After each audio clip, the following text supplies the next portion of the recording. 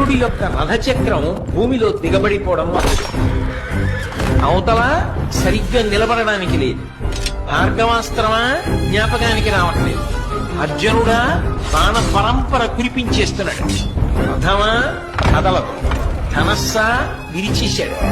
అయినా ఇంకొక ధనస్సుని బాణాన్ని తీసుకుని యుద్ధం చేశాడు. ఎంత గొప్ప యుద్ధం చేశాడంటే గాంధీవం యొక్క అల్లెతాడు కట్టే ముడి విడిపోయేటట్టుగా కొట్టాడు.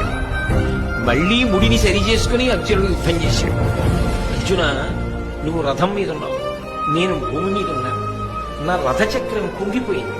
నేను ఇప్పుడు బాణములు వెయ్యలేని స్థితిలో ఉన్నాను. అయినా నువ్వు ఆపకుండా బాణప్రయోగం చేస్తున్నావు. కొంతసేపు బాణప్రయోగం ఆపు. నీకో గోవిందుడికో భయపడి నేను ఈ మాట చెప్పట్లేదు, ధర్మం చెప్పాలి కాబట్టి చెప్తున్నా.